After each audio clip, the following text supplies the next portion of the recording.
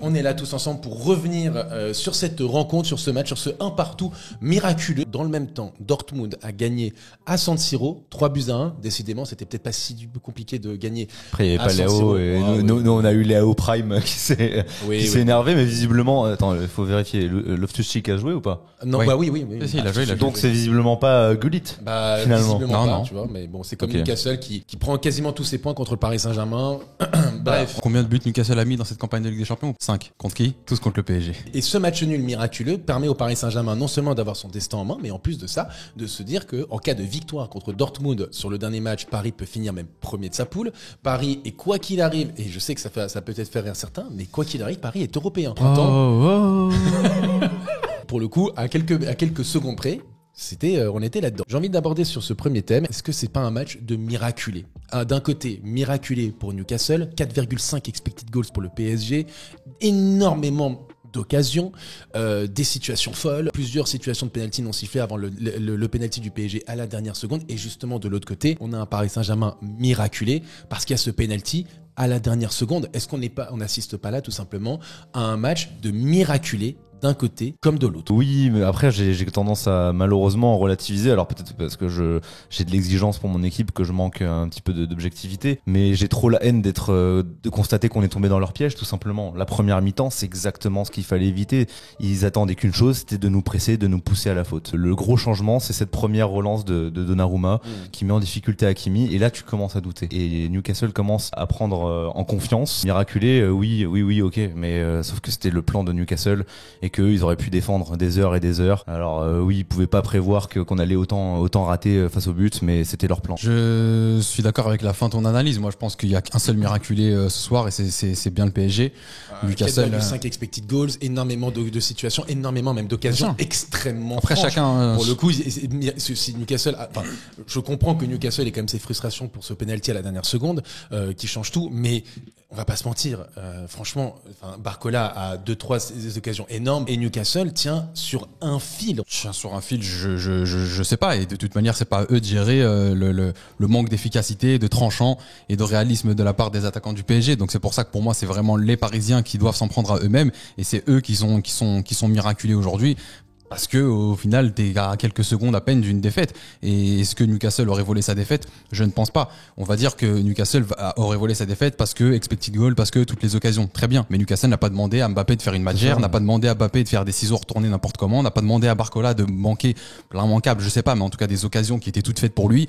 C'est pas Newcastle c'était pas les plans de Newcastle de faire ça. Donc, c'est les Parisiens aujourd'hui qui sont miraculés. C'est vraiment un ouf de soulagement qu'ils doivent pousser, parce qu'on est passé à 2 doigts du pire. Et aujourd'hui, t'as réussi à prendre un point contre Newcastle à domicile. Ce qui a été fait au match aller, par exemple, à James Park, c'était bien différent de ce qui s'est passé ce soir au Parc des Princes. Je pense que là, ils avaient conscience qu'ils pouvaient pas aller chercher plus. Mais ils ont réussi leur première mi-temps. Paris a été catastrophique en première mi-temps. Ils ont fait 5 postes. Ils sont allés chercher leur but, et puis ensuite, tu verrouilles. Moi, ce que je vois, c'est un premier quart d'heure des Parisiens qui est plutôt bon. Parce que techniquement, t'arrives à avoir des circuits de passe, t'arrives à sortir le ballon, donc tu crées pas mal d'opportunités. Après, il y a cette passe dont parlait Théo, de Donnarumma, qui met un peu les Parisiens la tête dans les bottes, on va dire. Donc au final, tu perds en confiance et tu perds aussi en intensité. Et tu te retrouves à avoir des phases de possession de Newcastle alors que ils sont chez toi et que tu es censé avoir le couteau entre les dents pour aller chercher ta qualification. Sauf que c'est pas le cas. Tu te retrouves avec des Magpies, qui arrivent à faire le jeu, qui arrivent à jusqu'à aller inscrire ce but-là. Et t'es beaucoup trop tendre dans ton pressing, t'es beaucoup trop tendre dans les duels, à l'image de ce slalom de Livramento sur le but. Et au final, tu te retrouves mené. Et une fois que t'es mené, eux ils se disent on n'a plus à sortir. De toute manière, on n'est pas chez nous. Il y a beaucoup d'absents. Limite, je pense qu'on a conscience. Quand je dis je parle des joueurs de Newcastle. On a conscience que ce but-là, mené 1-0, c'est presque miraculeux. Ils se disent on mène 1-0, donc maintenant on verrouille, je sais pas, mais en tout cas il y a un bloc super compact et on y va de temps en temps, on essaie de piquer, mais sinon c'est un bloc super compact qui est là, qui essaye de faire déjouer et qui arrive parfaitement bien, parce que le PSG a du mal à trouver des failles, a du mal à trouver des espaces, a du mal à avoir du mouvement, et tu te retrouves vraiment dans cette situation, dans ce jeu super stéréotypé de la part des équipes de Luis Enrique. Et là pour le coup, tout ce qui nous a inquiété tout cet été lors de l'arrivée de Luis Enrique, là franchement on l'a eu. La force des équipes de Luis Enrique, c'est d'avoir certes une grosse possession de balle, mais derrière des joueurs qui soient capables de pouvoir créer des différences par du talent créatif. On a eu des séquences de jeu où le Paris Saint-Germain en fait faisait vraiment un jeu de handball à passer, reculer, passer, faire comme ça le tour, sans créer de différence, sans qu'il y ait vraiment d'appel, sans qu'il y ait de passes tranchantes, sans qu'il y ait de talent créatif. Non, Ça mais manque de talent. C'est un gros problème au milieu de terrain et malheureusement on n'est pas trop surpris. On a l'impression que en fait quoi qu'il arrive, t'auras pas de ressources, t'auras pas de solution, t'auras pas le joueur qui va faire la différence. Mais au-delà du milieu de terrain, le premier mi-temps, tu la regardes, c'est partout qu'il y a un problème. Du gardien à l'attaque. Le seul joueur qui fait des différences, le seul joueur qui est dangereux, je sais, qui me fait mal à la tête, c'est Dembélé. C'est Dembélé en première mi-temps. Oui, Il y a que lui. Il y a que lui. Et il y a, allez, je vais rendre grâce quand même si c'est pas un match de fou, Colomoni qui fait des déviations intéressantes, des 1-2, tout ça. Sinon, aucun danger du côté de Mbappé. Moi, je suis Rien, pas- aucune différence. Milieu de terrain, il se passe rien. En défense, t'es pas capable de ressortir le ballon. L'absence de Marquinhos, c'était potentiellement un problème. On avait beaucoup d'espoir aussi sur Lucas Fernandez. Pour moi, niveau relance, il rentre dans le lot.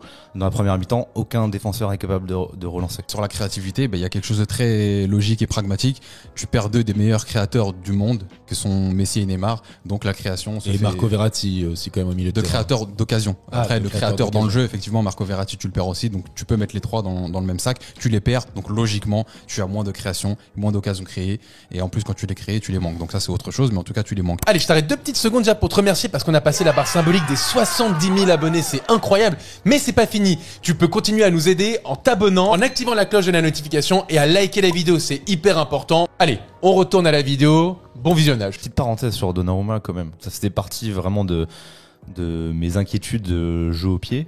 Et finalement, c'est même pas là où, quoique sur sa passe pour Hakimi. Est-ce Et que tu engendres c'est là que tu l'erreur commences à d'Hakimi douter. qui perd le ballon? C'est là que tu commences à douter, que tu mets en confiance Pourquoi il ne Newcastle. dégage pas? Mais pourquoi il ne dégage jamais? Je comprends parce que pas. c'est Luis que ce Enrique soit qui lui contre demande, Monaco. c'est ça. Oui, mais là, c'est Luis Enrique qui te le demande. Mais Luis Enrique te demande pas de prendre des buts. À un moment donné, si tu vois que c'est pas possible de jouer court, mais dégage. Je comprends. Moi, je suis totalement, en plus, entre guillemets, de cette école de football. J'aime effectivement le jeu court, etc., la relance, puis la défense.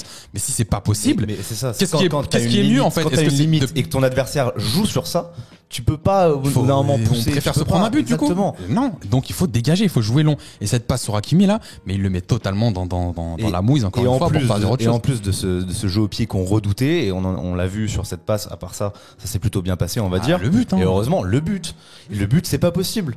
Bah non. C'est pas possible. Et je suis d'accord, c'est un très bon début de saison de Donnarumma. Si t'enlèves son jeu au pied, ce qui est déjà pas rien. Ça fait beaucoup, Ce qui les est déjà gars. Ça pas fait rien. beaucoup. Je suis désolé. suis d'accord. C'est un bon début de saison, mais au bout d'un moment, ton gardien, tu dois pouvoir lui faire confiance.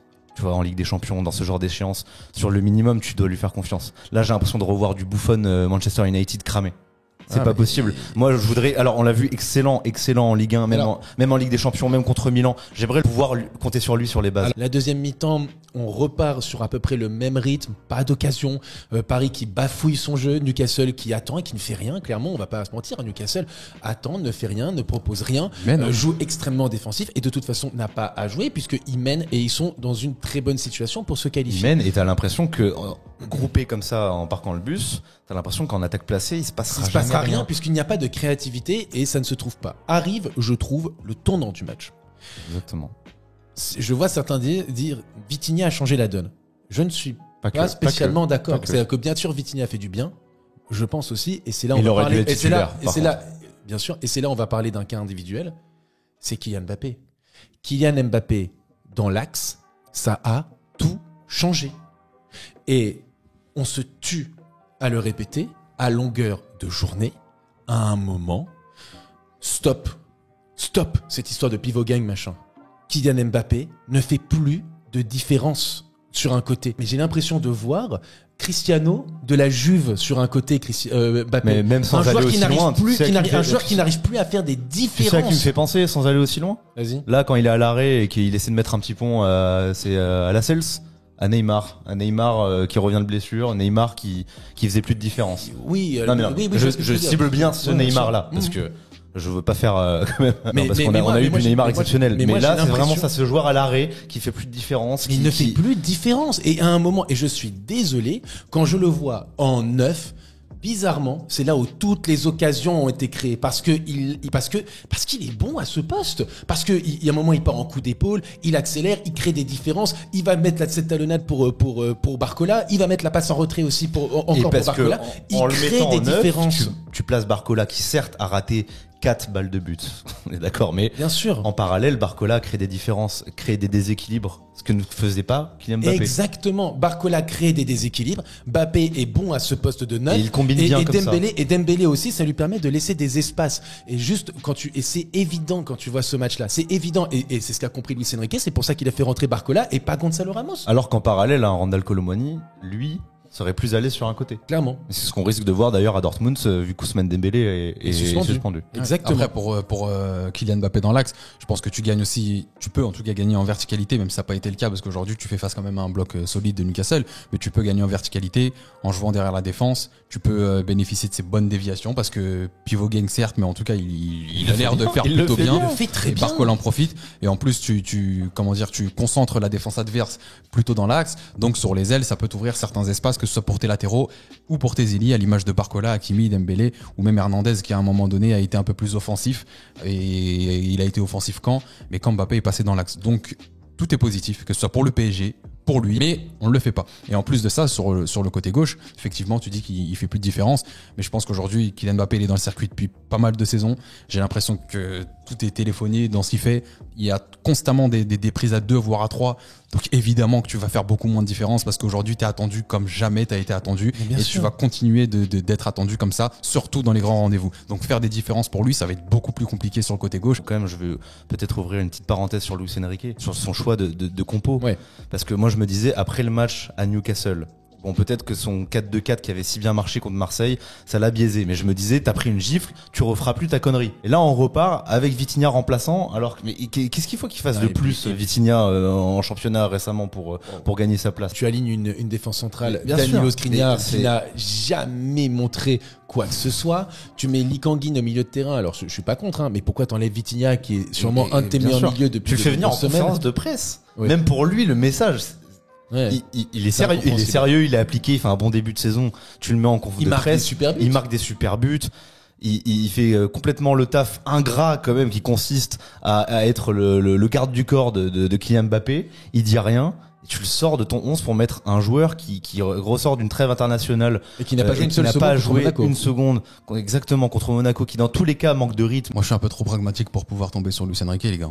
Je suis un peu de l'école Kylian Mbappé, ce qu'il dit au micro de Canal à la fin du match. À un moment donné, si tu rates devant le but, tu peux mettre Hulk au milieu de terrain. Ok, mais tu t'as peux mettre Superman passé en le match à défense. paniquer et à courir après le score parce que t'es complètement tombé dans le piège de Newcastle au début du match. Oui, mais si au final tu gagnes 3-1 ou 4-1, tu dis quoi? Sachant que t'avais largement les moyens de gagner 3-1 ou 4-1, parce que t'as des balles de but concrètes et tu les mets pas au fond. Je veux bien, 4-4-2, 4-8-4. Même dans ce scénario, la première mi-temps restera honteuse et inquiétante. Surtout que tu comprends pas, sachant que ça a à peu près marché contre Monaco. C'est ça qui est incompréhensible, et je pense que, et c'est ce que je disais dans le chat aussi, c'est incompréhensible. Parce que contre Monaco, tu mets combien de buts? T'en mets 5. Mais aujourd'hui, tu peux en mettre 3-4 et tu le fais pas. Je pense que quand l'analyse, elle est aussi dictée par le résultat. Aujourd'hui, comme tu fais 1, bah, je suis désolé, mais si tu gagnes 3-1, tu vas pas venir me dire aujourd'hui autour de la table, est-ce qu'on va se qualifier? Tu vas pas me dire aujourd'hui autour de la table, pourquoi Skriniar il a joué? Aujourd'hui, on était dégoûté avant le match, effectivement, qu'il a joué, mais si je gagne 3-1, bah, c'est limite, tu le relèves même pas. Moi, je suis désolé, c'est pas lui qu'on attend. C'est les mecs qui sont devant, qui mettent pas les buts. D'aller chercher absolument le but. À chaque fois que tu rates, tu dis, oh non, c'est pas possible, etc. Et c'est l'effet boule de neige dont on parlait avant le match. C'est parce que t'as raté ta première mi-temps, parce que t'as pas été capable de sortir le ballon, parce que Donnarumma s'est mis en danger, parce que c'était pas le bon 11. Moi, ce que je vous dis, c'est que vous êtes en train de parler de 4-2-4 ou 8-7-5 ou je sais pas quoi. Moi, ce que je vous dis, c'est que les choix de Luis Enrique, la formation, les joueurs mis en place, tout ça, si tu mets les 3-4 buts et que tu gagnes 3-4-1 et que tu es qualifié ce soir et que tu es premier, on n'en parle pas ou peu. Moi, je suis pas d'accord avec toi, Mehdi, parce que déjà toutes tes occasions, tu les as quand tu fais un changement tactique, quand tu fais rentrer Vitinha et quand tu mets Mbappé dans l'axe. C'est pas ta tactique de base qui crée toutes ces occasions. Déjà, donc ça montre qu'il y a une faille déjà dans l'équipe que tu as alignée. Déjà d'une. De deux, ici on est les premiers après chaque match du Paris Saint-Germain où justement qui sont un peu pas tendancieux mais des matchs où par exemple après Newcastle on était ici pour dire, et moi le premier à dire franchement le 4-1 il est surgonflé, je trouve pas que ça soit mérité. Après le match contre Milan, j'ai été le seul à dire franchement le 3-0, bon il y a 3-0 mais j'ai pas l'impression que ça mérite vraiment 3-0. Après le match contre Reims, on a dit Reims 3-0 mais Reims a beaucoup d'occasions, franchement le score il est un peu surgonflé.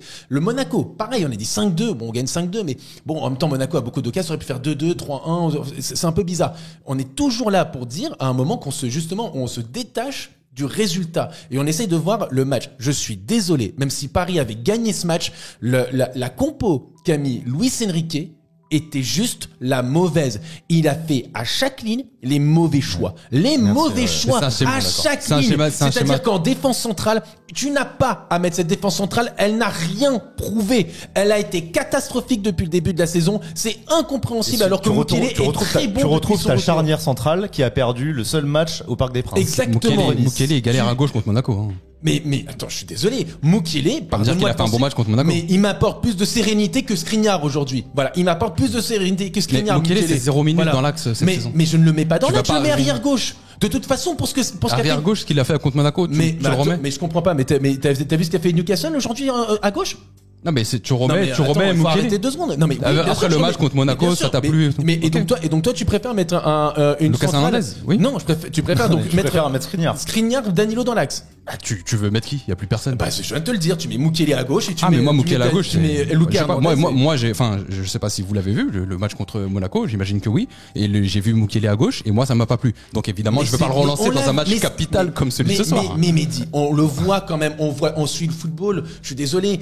Et on l'a voit vu dans que d'autres Skriniar, matchs. Danilo, ça ne marche pas, ça ne marchera jamais. C'est comme ça, tu peux les associer avec d'autres joueurs, ça peut à peu près marcher, les deux ensemble, ça ne marche pas. Et je vais te dire, t'as même pas besoin de voir un match de football pour le comprendre. Déjà que Le Skriniar, milieu de Marquinhos, terrain, ça marche pas trop. Donc. Voilà, le milieu de Ça, terrain. je l'ai dit, Attends, je l'ai dit depuis très longtemps. On a toujours dit qu'ils étaient très lents. Très bien. Maintenant, on a compris. Super. Mais- On fait quoi, du coup? C'est pas un sacre-saint de dire ça que Luis Enrique peut se tromper dans son 11. Par exemple, Effectivement, mettre il s'est Vitinha, trompé à Monaco en mettant Mukele. Donc, il va pas refaire deux fois la même erreur. La preuve, c'est que là, il a encore fait une Il erreur. en a fait une autre. Très bien.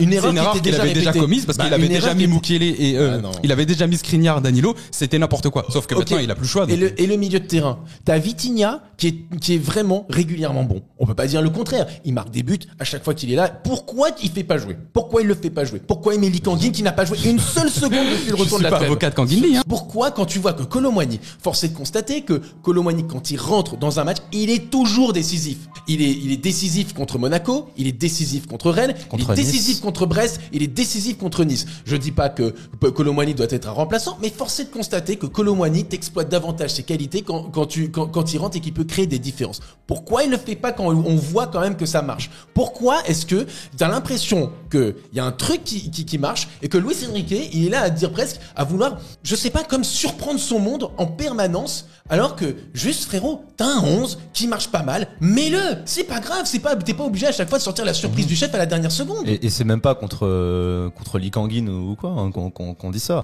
On savait à quel point le milieu allait être un secteur clé dans ce match avec beaucoup d'intensité et on voulait un milieu compact, un milieu qui va faire les efforts, un milieu qui va sortir du pressing. Tu as Vitinha dans tes joueurs qui fait un bon début de saison. Pourquoi tu le fais pas jouer? C'est incompréhensible. Je comprends pas. Et il a pas joué d'ailleurs contre Newcastle à l'aller. À l'aller non plus. À l'aller, il a pas joué. Et en plus de ça, à l'aller, t'avais un Warren qui peut avoir du En coffre. plus. Là, tu n'as pas Warren. T'as Et tu Fabien pars. Ruiz. T'as pas Warren. T'as aucun joueur qui a du coffre au milieu de terrain. Et tu densifies pas ton milieu. C'est incompréhensible pour moi. Je peux pas être serein parce qu'on est en permanence dans un labo d'expérimentation. Mais sauf que Aujourd'hui, comment tu peux partir avec de nouvelles C'est de nouvelles incompréhensible. idées? C'est pas possible. Incompréhensible. On finit le match avec Fabien Ruiz en centrale. Est-ce que vous vous rendez compte de cette dinguerie quand même? Non mais t'as Asensio il y qui avait va plus rien revenir. à perdre. Bah non mais là limite oui, en plus c'est pas plus mal, tu mets tous tes attaquants et ça marche. D'accord. Et ça marche. Non mais je comprends. Mukele est même pas rentré. Oui, c'est vrai. Quitte à faire ça, tu peux aussi sortir Fabien Ruiz, mettre Mukele. Parce que t'as plus rien à perdre, mais sur un contre, t'es pas à l'abri aussi de. c'est clair. Et là, pour le coup, t'as 2-0 à la 85e, il y a plus rien à jouer. Ah oui. Et tu te retrouves avec Fabian, et ta charnière Fabian, Skriniar. Bon, ça vous Ça va va vite. Non mais après c'est si tu joues le tout pour le tout. Ça je peux pas vraiment leur vouloir là-dessus. Bon de toute façon, en tout cas, le PSG a son destin entre ses mains, c'est ce qu'il faut retenir. En cas de victoire contre Dortmund, le PSG serait premier de sa poule. En cas de match nul et dans l'autre match, il y a aussi match nul, le PSG serait aussi deuxième et serait qualifié. Et il me semble même que si Paris perd son match et que Milan et Newcastle font match nul, je crois que Paris est aussi qualifié. Exactement. Oui, parce qu'ils ont 5 points. Ok. Bah après, je pense qu'il faudrait Après, surtout se concentrer sur le PSG qui doit aller gagner. Milan doit aller chercher quand même une place en Coupe d'Europe. Donc c'est pour le coup tout est ouvert. Il y aura des retours. Ouais, messieurs. Donc je vous Mais j'insiste, il faut se concentrer sur une victoire du PSG à Dortmund. absolument. Je vous pose la question à vous et dans le chat. Est-ce que vous croyez en la qualification du Paris Saint-Germain? Je crois totalement. Je pense que le Borussia Dortmund en Bundesliga, ils ont des points à aller chercher. En Ligue des Champions, le taf est fait, ils sont déjà qualifiés. Le PSG doit arriver le couteau entre les dents au Signal Iduna Park. Je vois pas pourquoi tu pourrais pas aller chercher un résultat positif là-bas. Si tu fais des choses sérieusement, vraiment, ils veulent chercher Moi, c'est la première place chez eux.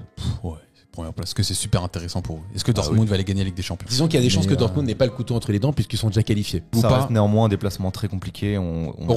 Europa League ou pas, c'est une catastrophe industrielle si le PSG ne se qualifie pas en huitième de finale de Ligue des Champions. Il faut pas avoir peur de le dire. Sachant que Donc il faut aller l'éviter à Dortmund. on rappelle qu'Ousmane Dembélé sera absent du côté du PSG pour cette rencontre. Emre Can aussi sera absent du côté de Dortmund. Donc c'est quand même 2 absences de marque des 2 côtés. Théodore. Ouais, bah moi je suis inquiet et je l'avais dit à la fin du dernier talk contre Milan, j'étais plutôt optimiste pour la qualification parce que je voyais tout simplement Paris faire le taf à domicile. Tu l'as pas fait, tu te retrouves sous pression. Dans l'histoire récente de la Ligue des Champions avec Paris, on a assisté à des scénarios dramatiques et voilà, un Paris sous pression. C'est pas impossible, mais ça peut être aussi très compliqué. On a été en difficulté les 2 fois en déplacement. Donc je vois pas pourquoi on serait pas en difficulté là, malheureusement, avec en plus Dembélé absent. Donc on va voir comment l'équipe va évoluer d'ici là. Si Mbappé va jouer en neuf ou pas, quel joueur on va retrouver sur les côtés. Parce que jusqu'ici, en première mi-temps en tout cas, le seul danger offensif c'est Ousmane Dembélé. Je suis pas spécialement serein pour le Paris Saint-Germain. Je trouve qu'on manque de talent, vraiment, dans cette équipe. Et à l'extérieur, en plus de ça, le PSG, on rappelle que c'est seulement 2 victoires sur les 10 derniers matchs de Ligue des Champions. Il va falloir un Paris métamorphosé. T'as 2 semaines pour y arriver. J'espère que ça le fera. Ça serait triste de voir le Paris Saint-Germain pas en Coupe d'Europe, mais je vais pas vous mentir. Ça me rassure au moins que l'Europa League soit assurée, parce que à quelques secondes près, à quelques minutes près, t'étais proche de te qualifier pour aucune Coupe d'Europe, d'être en difficulté pour te qualifier dans aucune Coupe d'Europe. J'ai du mal avec cette satisfaction. Je me dis, est-ce qu'on mérite même plus quoi, au bout d'un moment? Évidemment que je veux aller chercher la qualif, évidemment que bon bah quand tu vois que la deuxième mi-temps tu pousses, que t'as 36 000 actions, tu te dis bon bah, on mérite plus. Mais en parallèle, c'est pas sérieux. Tu connaissais le plan de Newcastle. Rendez-vous en tout cas pour le PSG dans 2 semaines contre Dortmund en Ligue des Champions pour espérer prier pour une qualification.